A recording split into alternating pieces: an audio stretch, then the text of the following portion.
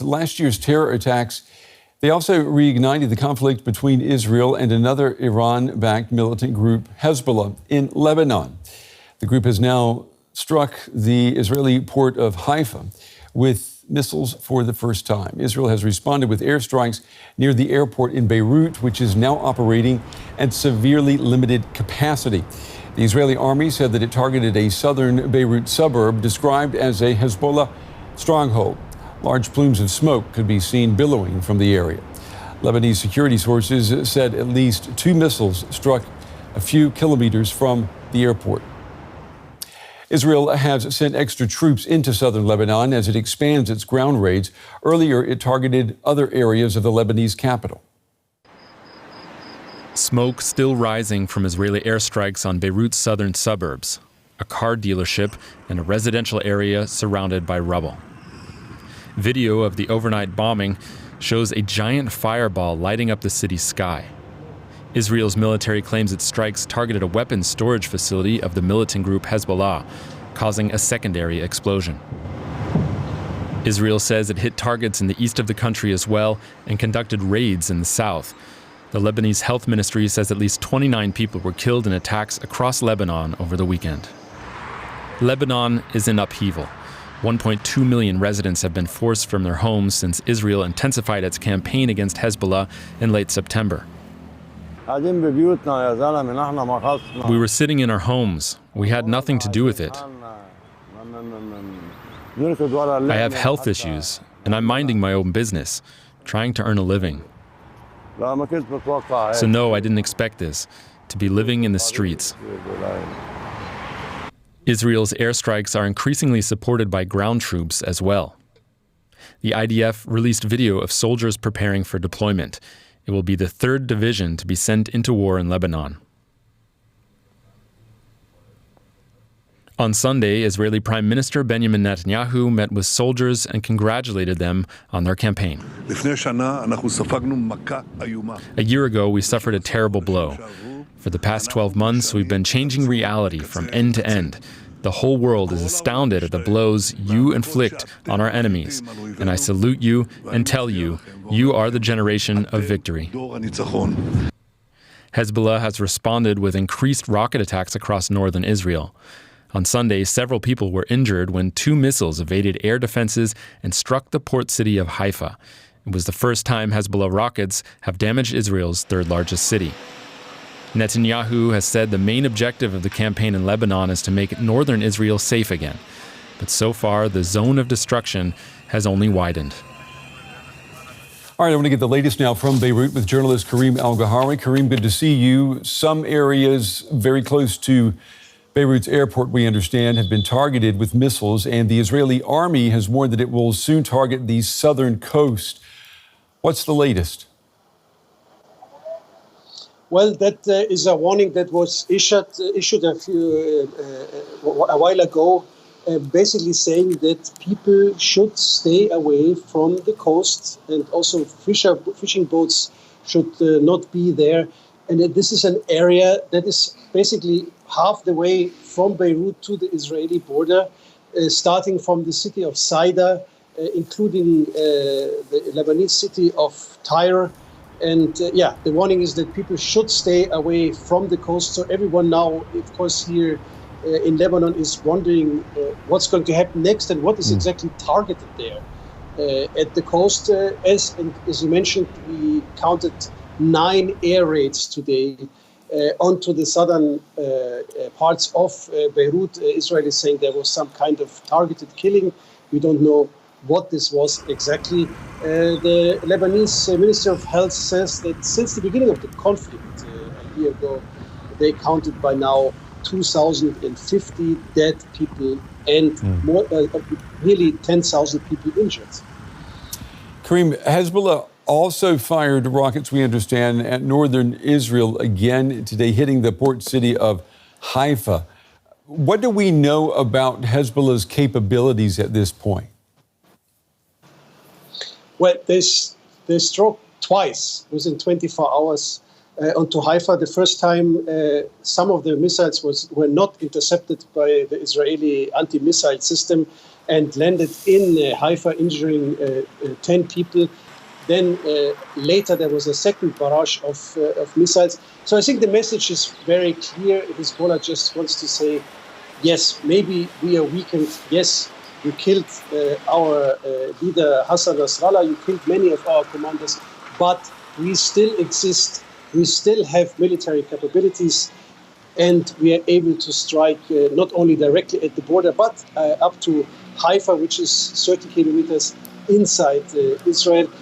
And they are also showing their capabilities, of course, in the last days when the Israeli army started to some kind of ground incursion and met quite some resistance on the other side of the Lebanese side by Hezbollah. We have been following messaging coming out of Jordan. The Jordanian foreign minister has flown into Beirut. What was his message? Well, the whole visit of Ayman Safadi, who is the quite outspoken foreign minister of Jordan, was labeled as a solidarity visit by Jordan. With him also some aid it was the 7th airplane from Jordan bringing aid into Lebanon. He also made some very clear statements. He said, as an Israeli, as he says, aggression will lead to a wider war in the region. He called the international community to do everything to stop the war in Gaza and in Lebanon. And also, interesting enough, he warned that Jordanian airspace is not used in any operation between Israel and Iran that, of course, everyone is expecting. And Karim, our viewers are used to seeing you not in Lebanon, but in Egypt. And you've been following closely the negotiations to reach a ceasefire. A lot of those negotiations have been taking place in Cairo over the past year. Several times we thought that a deal was close, but it never arrived. Let me just get your thoughts on this day marking 1 year since the Hamas terror attacks. Your thoughts on, these efforts that seem never to go far enough to reach a ceasefire. Well, basically, since July, we more or less have a deal on the table that was nearly agreed by all sides. This is about a ceasefire for 6 weeks that is then extended, and the exchange then of Israeli hostages and Palestinian prisoners in stages, and then this ceasefire later prolonged at a later stage. But there was no final agreement. And the problem is really what we see today. We have the Gaza war, the Israeli offensive is still continuing. Here in Lebanon, Hezbollah is legitimizing its attacks onto northern Israel with the war in Gaza, saying we want to create pressure on Israel to stop the war in Gaza.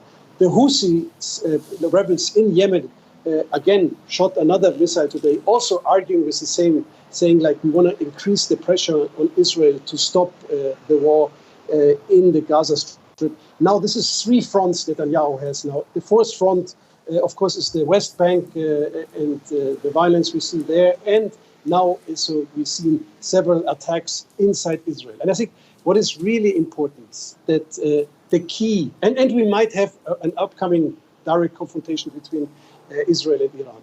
So I think the key to stop all that is coming to an agreement on the ceasefire, stop in the Gaza Strip, and coming to the end of this war in Gaza. That will de-escalate the situation in the entire region. But right now, this seems to be miles and miles away.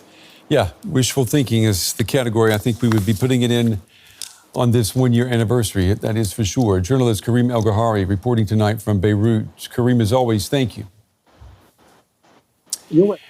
We're back here in the studio now with Shani. We were talking about messaging, and let's talk about the messaging that came from Israeli Prime Minister Netanyahu today. He actually wants to change the name of this war? Correct. I mean, the official name of the war was announced already on the first day, on October 7th. That is Iron Swords. Hardly anybody uses it other than official, government updates. definitely not around the world. We haven't used it that much, have we? Correct. No. And it's not binding to anybody other than the Israelis. And he would want to change the name to something equivalent to, I would say, revival or survivability, resurrection. And I think it's a great hint of where Netanyahu is heading and what he thinks, and definitely what we've been seeing in the last couple of weeks, definitely in Lebanon. He wants this to be, instead of being connected to the biggest failure in Israeli history when it comes to intelligence and, army, and there's also, it's just that, he's being blamed not just for the tactics of that day and the failure that connected to that, that led to those horror numbers of casualties on that day, but rather to the policy that he led in the 15 years that, prior to that have let Hamas grow quietly and become an immense power in just across the border from Israel. And instead of being connected to that, he wants to be seen as the savior of Israel, the one bringing, the revival of the Israeli mightiness. Some cynics might say, none of it would matter in how his legacy is cemented throughout the years. But just to show you where he stands, and it's also to show you some of the backlash. We started talking about why there's two separate ceremonies today, and where do other, the feeling of, the fight over the narrative. Of how this war happened, who is responsible to it, and everything connected to that. It's heavily politicized, and it's happening as we speak. There is this war over the narrative and who gets to actually construct it. But let's look at the facts. We've got a multi-front war. It looks like. If you include the Houthi rebels in Yemen, Israel is looking at a three-pronged conflict right now. There's drones coming from Iraq. There's the Iranians. Hezbollah. Speaking of Iran, what happens if Iran's proxies are degraded to such an extent that they are basically out of the picture? Are we looking at a one-on-one between Israel and Iran? Is that where this revival or resurrection war, however you want to call it, is that where we're headed? It might just be the case. There's no doubt that Hezbollah, which was sort of the insurance policy for Iran throughout the years, there was the Revolutionary Guards had their own, strategy behind their policy of building up proxy armies around the Middle East, basically surrounding Israel with what they called a belt of fire.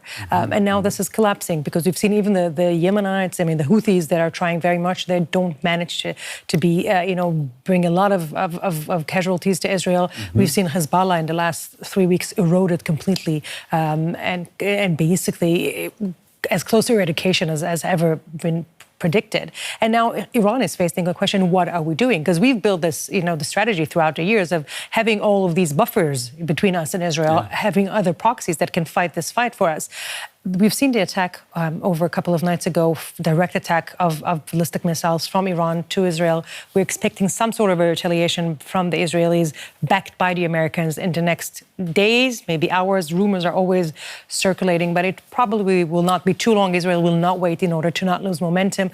And the fact that this is happening, this is a new phase. For many years, there was a sort of shadow war between Israel and Iran. This is no longer the case starting. But do you see the Americans willing to stand by and watch? No. No. Most of the Americans are concerned. They're focused on the race to the White House. They don't want the regional war to go even bigger and bigger. But you say no, but we have seen Joe Biden time and time again trying to rein in Netanyahu, and it doesn't work. You are correct. But at the same time, they can choose to, for example, withdraw any support with ammunition. And they don't do that. They don't do that. And they don't do it partially because of how contentious Israel as a topic is for this election round, but partially because Biden really very much supports Israel. And when we talk specifically about the fight with Iran or with Hezbollah, the feeling is that Israel has a point in the sense that there's no real grievances. There's nothing Israel can do other than stop existing that would actually appease Iran or Hezbollah. So the Americans stand here at the side of Israel saying, well, they have to defend themselves. They've just been attacked by hundreds of missiles from Iran. What can they do? So the realpolitik of this is far more complicated. The Americans would wish to keep it, under the lid as much as possible, but they've had a lot of challenge with that. And last year we've seen. Putting it into context for us, Shani, stand by. You're welcome. So with these further airstrikes by Israeli forces on Beirut, I asked our correspondent in Beirut, Mohammed Trote, whether the offensive in Lebanon is now widening. So the Israeli bombardment of Beirut has become a daily routine now. It starts every day with Israeli drones overhead all day long, with intermittent strikes on the southern suburbs of Beirut, as more strikes continue to hit towns in southern Lebanon and the Bekaa region, of course. And at night, the Israeli military orders new evacuations from Dahye in the southern suburbs, and this is followed by intense waves of airstrikes throughout the night. This, of course, is causing stress to people across Beirut as heavy strikes shake the whole city, and the sound of Israeli strikes are very audible across all Beirut. I visited Dahye last week, and the destruction was already huge, and that was before the widest hits on the southern suburbs over the weekend. So I assume that entire neighborhoods that we visited are now set to the ground. So it does look like the offensive is widening. Hezbollah has been continuing to fire at Israel, of course, striking several towns and cities. Does this suggest that Hezbollah's military capabilities are still very much intact? I wouldn't say intact. So we witnessed some significant Israeli attacks on Hezbollah's military infrastructure, and we still haven't seen a symmetrical retaliation by Hezbollah, so to say, even though the group is showing capabilities to strike deep inside Israeli territory and reaching Haifa and often Tel Aviv. In fact, the group has been launching intense rockets and drones towards Israel in the past few days, despite the hard hits that the group had taken through the device attacks and the assassination of its top leadership. It is apparently still capable of targeting Israel, but also showed capabilities to fight back the Israeli army ground incursion that up until now seems to be hardly underway. I just wanted to ask you, the Jordanian foreign minister has flown into Beirut, hasn't he, with a stark warning about the escalating violence. What did he say? So he gave a brief statement a while ago saying that he's carrying a message of solidarity and support for Lebanon against what he called the Israeli aggression that started in Gaza and now is shifting towards Beirut. He said it is a very dangerous situation and that Israel is pushing the whole region into all-out war. He also promised the government to provide some